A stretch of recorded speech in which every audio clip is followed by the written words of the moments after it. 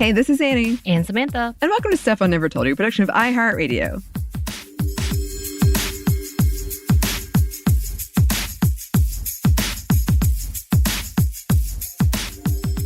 And welcome to another edition of Happy Hour. As always with these, if you choose to drink, whatever you choose to do, please do so responsibly.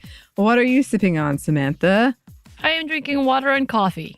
Keeping it real. Yeah. What about you? I have red wine, which is appropriate because today is our annual Life Day Happy Hour celebration. Woohoo! Yes, I think we've done one for the past 3 years. But yes, the traditional color of Life Day is red. So red wine is appropriate. I did look up my previous Life Day outline, which must have been, I think I did a more like women of Life Day last year, but the previous year was Life Day. And I wrote in there in the outline where it's like, oh, I am going to make this Disco Luke outfit. I made that outfit. And now you can buy that shirt on TeePublic. And good friend of the show, Marissa, has one and wore it last time I saw her. Love it. Because she's amazing. God, I love her. I love it. Yeah, so Life Day is November 17th, which is this Friday as we're recording this. I'm very excited. I'm going to talk about this a bit more at the end, but it's funny to me that I love how commercials now, even commercials, which started way too damn early, by the way, are like, the holidays are so stressful. We're all acknowledging it. Yes. And then Friendsgiving kind of became stressful. And now for me, Life Day is like my... Why stressful, though? It's stressful because what normally happens is, and this is a me thing and not a them thing, it happens the Saturday after Thanksgiving. Mm-hmm. And normally I'm in Dahlonega that day. And I'm helping my mom do all of the decorating and stuff. And it's just like getting there because it's usually not in Atlanta, which is fine. But like it's like I'm in Dahlonega and it's not in Atlanta. Right. And I'm with my mom all day and I'm doing this stuff. So it's sort of I always want to go and I almost never make it. And I feel really guilty about it, which I am going to talk about at the end. I am trying this year. I'm trying really hard. I'm even trying to like float the idea with my mom. We need to do all the stuff on Friday. Oh, okay. But then I feel bad, even though, again, that's a me thing and not a her thing. I just can't be everywhere at once, and I want to be sometimes. That's true. But I do love Life Day. I love celebrating it with my friends. It's a really low-key thing. And originally I had a whole separate outline for this, Samantha, that was much more intense. And then I was like, I need some happiness in my life and I need some joy. And I'm not going to do this right now.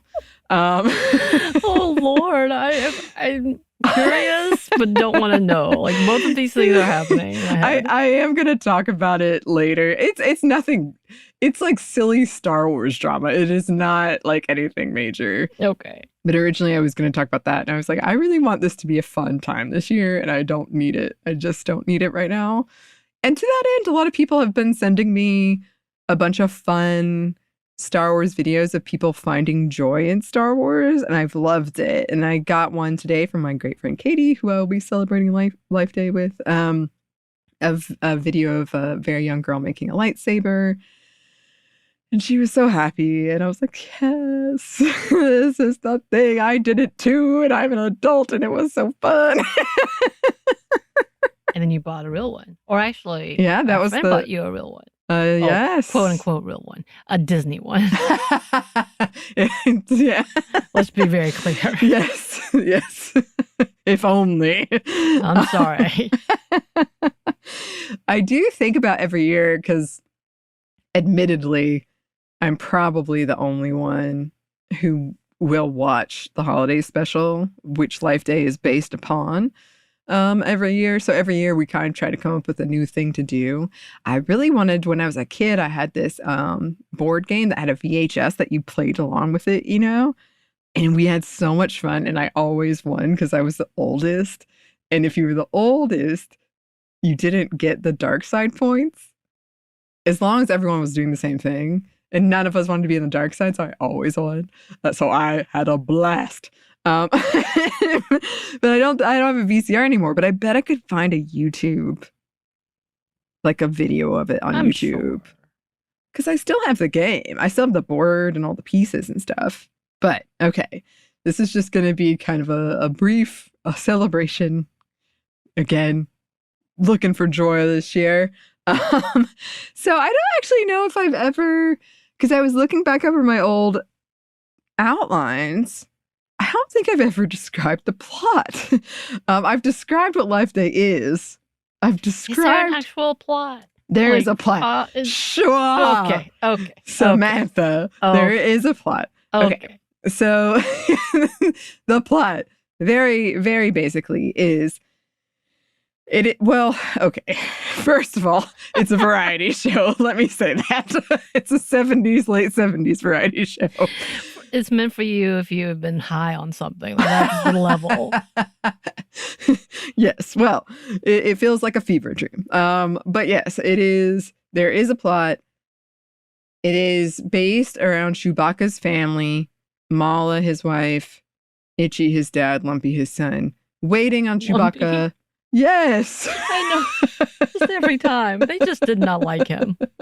Lumpy was not having a good day, okay? Lumpy had to watch an insurance video. It was Lumpy wild. watched some weird porn with his grandpa. Lumpy did not witness the porn. Only Itchy and probably Art Carney's character, who I can never remember his name. But yes, there is porn in this briefly. Well, actually, it feels like a lifetime. But anyway, they're waiting for Han and Chewie to get home for Life Day, which is a Wookiee holiday celebrating life that involves wearing red robes and making ornaments. There's a tree of life, making food. It's essentially Star Wars Christmas, Thanksgiving maybe combined. They were truly trying to capitalize on that. And it's interspersed with just very strange performance pieces as a variety show with B. Arthur. That's the main introduction to Boba Fett, even though he actually was introduced a little earlier, but that's where most people were introduced to him via cartoon. And yeah, that's it. You have Luke trying to get there, and he's got his makeup thing going on, and everyone speculates it's because of the car crash, and he was on pain medication, but the timing doesn't work out. And by the way, the legend of that car crash, infamous. We don't know. And then you have Carrie Fisher, who was clearly high, singing in it. It is notoriously very bad. There are many, many podcasts on this very network you can listen to about it. On other networks you can listen to about it. There's a documentary I'm going to talk about it. But yes, they finally come together at the end and celebrate Life Day in space, like literally in space. Like they're just in the stars somehow. But anyway, they have a good old time. Oh. Yeah.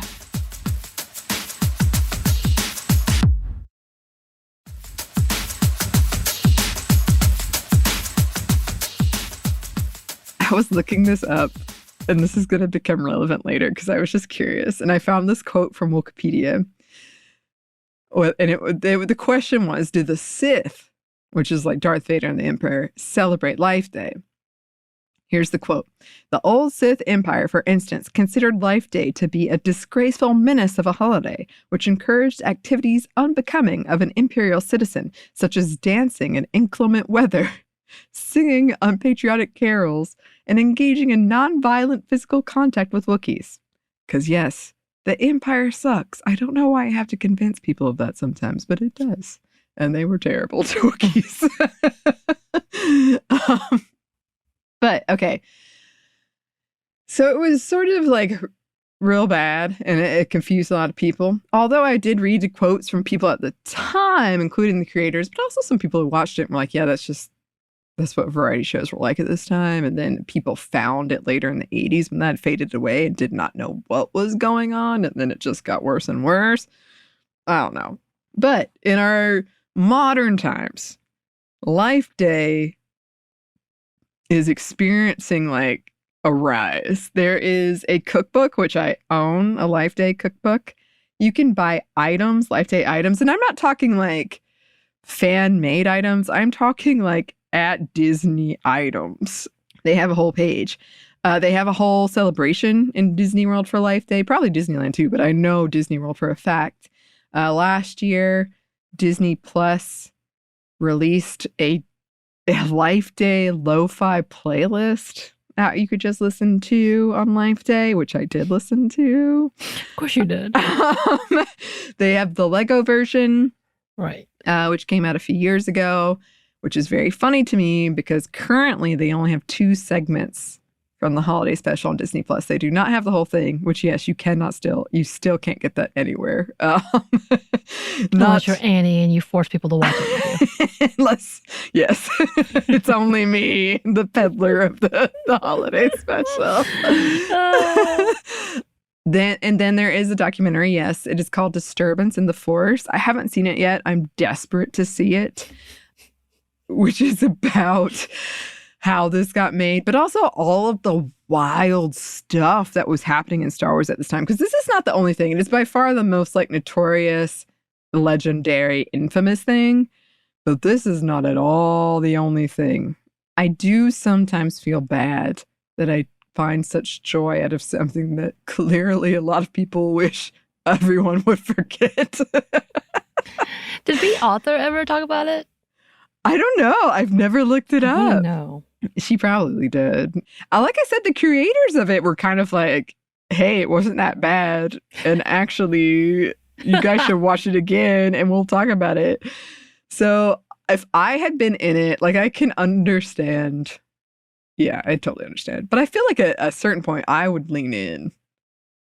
But I would dread every Life Day. I'd be like, oh no, here it comes. Here it comes.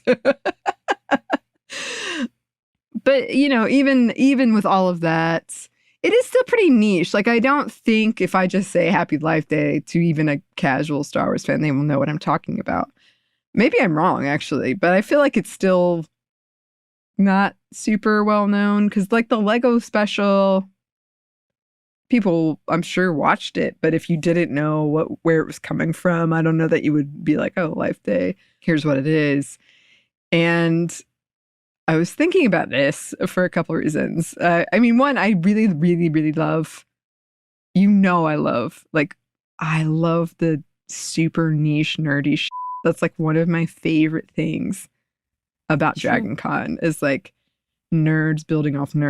Like you find a costume that is like 3 degrees away from the original nerd that made that original costume. Like I love that. That's why I love going as Disco Luke. Because I found it and I was like, oh my God, this is stunning and amazing. And I have to go. And when someone recognizes it, I'm like, yes. So the holiday special, I think, you know, for a certain sect of fans, it is iconic. It is legendary. I think people have heard of it. They might know nothing about it other than it's bad, but they've heard of it. But I would also say we've all kind of largely agreed that it's not canon. Right. Or it is canon, but only parts of it. Which leads me to canon. Star Wars canon right now versus fanon and headcanon. Oh, Lord. Okay. So I looked this up. Is the holiday special canon? So, as of 2017, Life Day is canon. It was actually made canon in a video game. And then like an entry in StarWars.com, I think. The holiday special, though, only pieces of it are canon. Only pieces. The pieces that Disney put on? I think that, yes, but also I know B. Arthur's character is canon. But I don't know. I'm sure it's not in I think she is a bartender, but it's like that piece of the holiday special isn't canon, but the character is canon, if that makes sense. Okay. Sure. But, I mean, that does bring me to my next question, which I was pondering late last night when I was trying to sleep. Is canon even a thing anymore?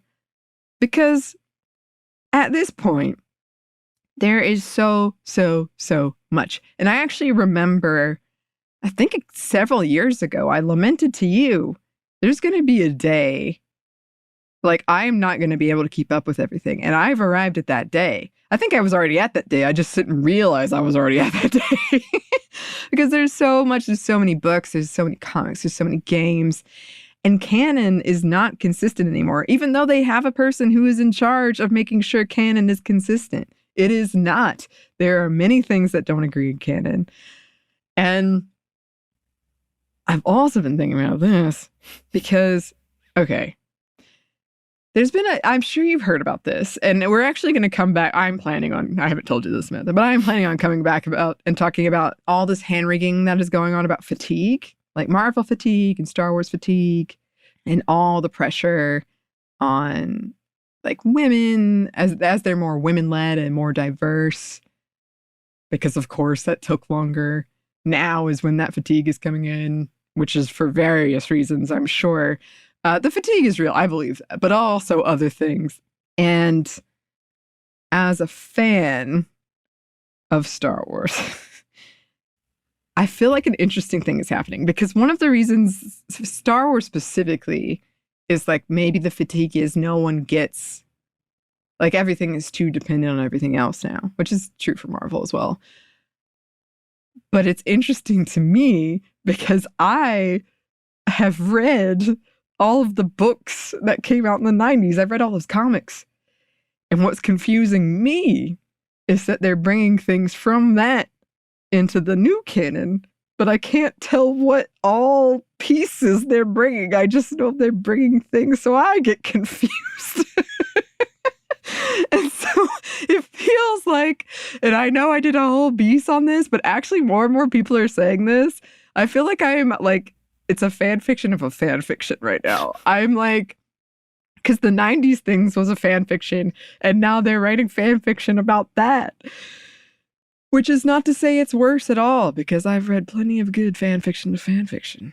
But it's just funny to me that I don't feel like I'm actually I'm kind of curious as someone who hasn't read that stuff is doing better than me. Like maybe they aren't as confused because they don't know all this other stuff. Maybe. I'm just curious. And I think there was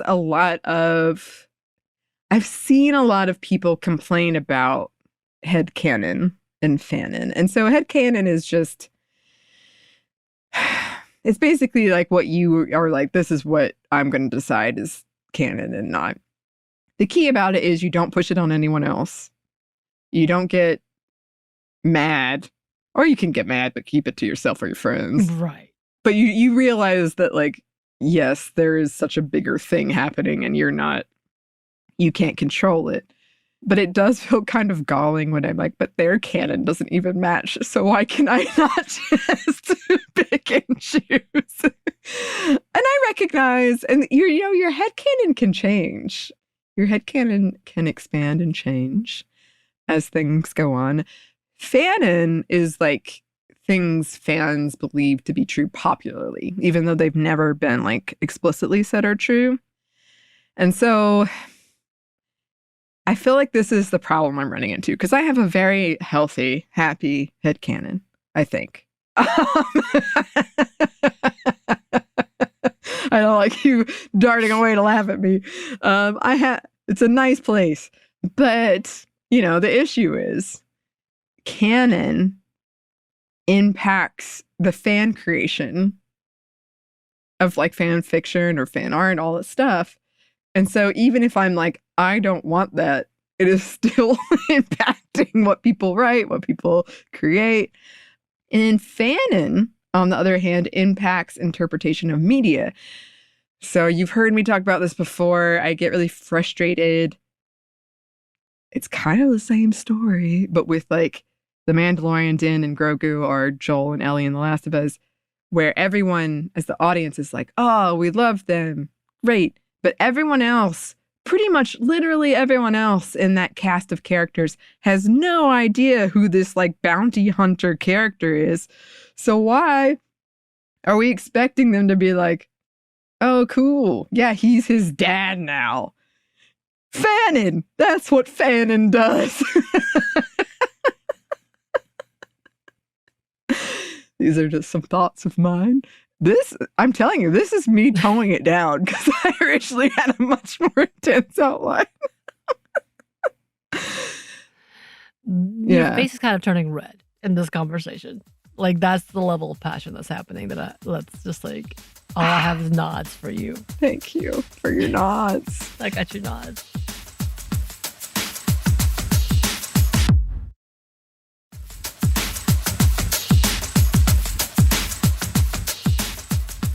I do wonder sometimes because one of the reasons I was like, I really want this one to be a joyful one and not go into my issues about like Mandalorians or whatever, is because I have been getting drawn up in these things.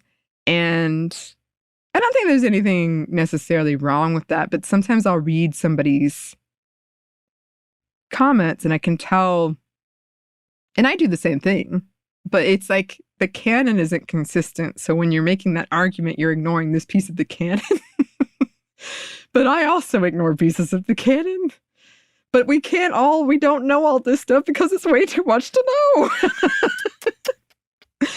But it means that it's impacting me because you haven't read that thing, but it's also impacting you because I haven't done the thing. And so I was also wondering if it's easier for people who are like, oh, I only just like this. Like, I only like this show. I only like these movies. I only like this.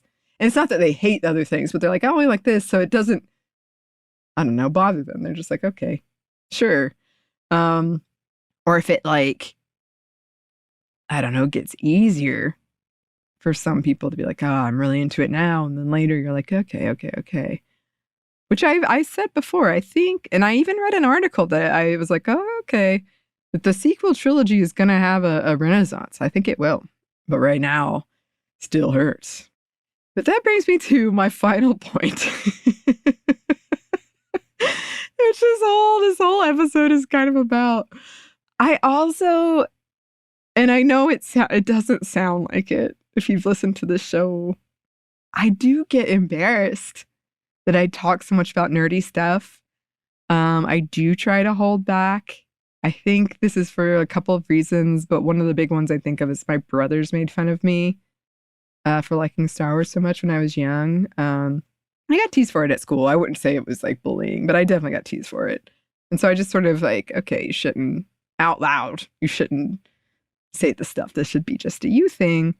And I am passionate. I am very, very passionate. And I do love talking about it. But because of this, because I want people to love or at least like the things I like.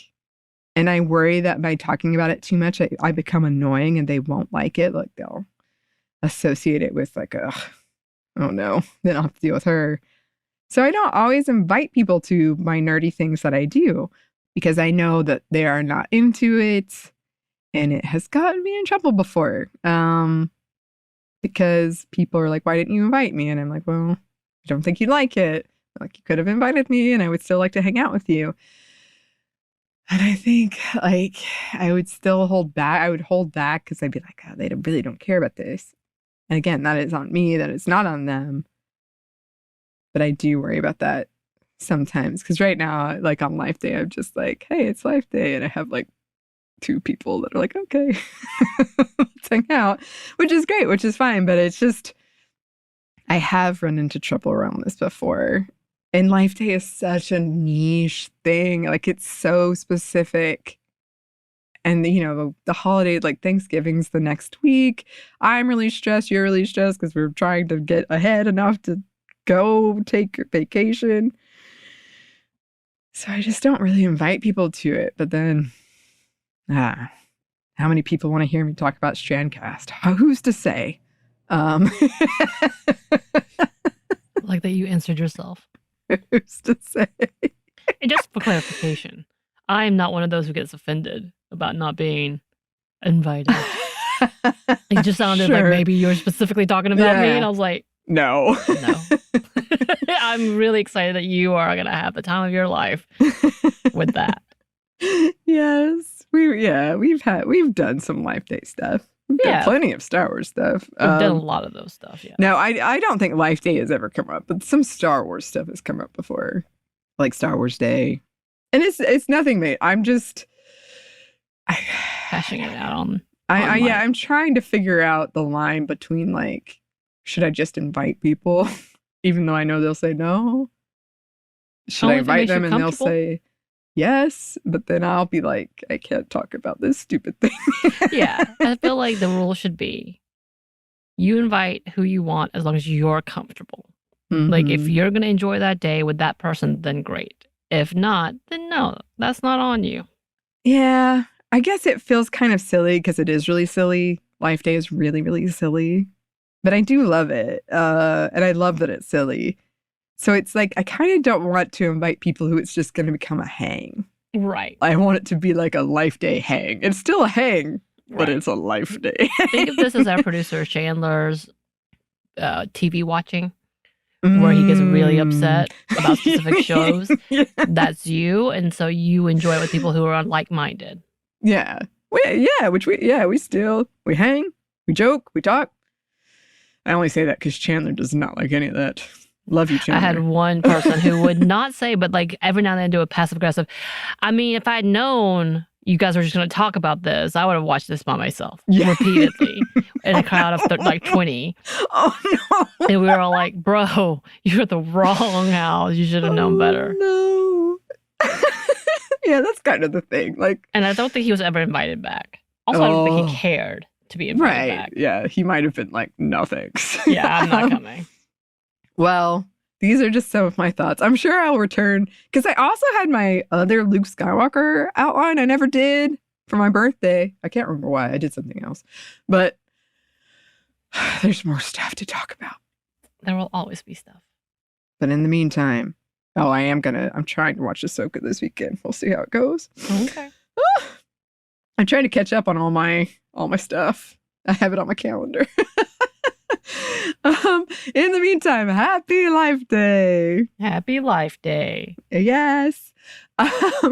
Well, listeners, if you do anything for Life Day, if you do any foods or drinks, I'm still hashing out the menu. Please let us know. You can email us at stephanie@momstuff@iheartmedia.com. You can find us on Twitter at momstuffpodcast or on Instagram and TikTok at Steph Mom Never Told You. We do have a TeePublic store with that Disco Anney shirt. Yes. And we have a book where I talk about some of this stuff. I think I talk about Life Day. Of course I do. Which you can get wherever you get your books. Thanks, as always, to our super producer, Christina, our executive producer, Maya, and our contributor, Joey. Thank you. And thanks to you for listening. Stuff I Never Told You is a production of iHeartRadio. For more podcasts from iHeartRadio, you can check out the iHeartRadio app, Apple Podcasts, or wherever you listen to your favorite shows.